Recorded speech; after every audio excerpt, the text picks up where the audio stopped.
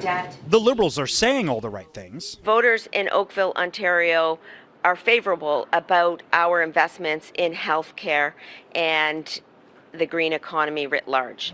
But Toronto area voters have disagreed, with the Conservatives winning a by-election in June, stealing a seat the Liberals held for more than 30 years. A political warning shot mirroring the Conservatives' dominance in national polling numbers. What is the change that Canadians are looking for? A good question. One of the government House leader says she's not sure about, still listening on what their key legislative priorities will be. It's, about us talking about the things that we're doing and talking about them in a way that is meaningful for Canadians and that connects with them.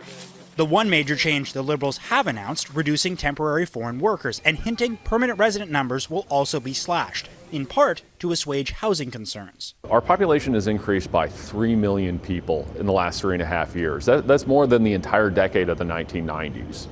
But we've built 900,000 fewer homes than we did in the 1990s. Economist Mike Moffat supporting the immigration limits after he and 18 other experts spoke with Cabinet over the past 3 days about the economy and Canada-U.S. relations. I don't think we have any reason to be concerned.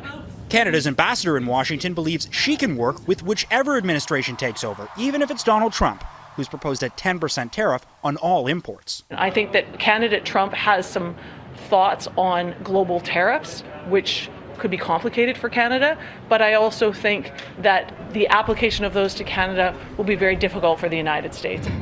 Other tariffs look more imminent. Beijing now threatening retaliation for Canada slapping a 100% tariff on Chinese-made electric vehicles and a 25% charge on Chinese aluminum and steel. Let's remember what this is about. It is about protecting a Canadian industry and Canadian workers. The Prime Minister's next challenge, meeting with his caucus, a considerably less cohesive group compared to Cabinet Jeff, and there'll be questions from backbench Liberal MPs on why Justin Trudeau should lead the party into the next election.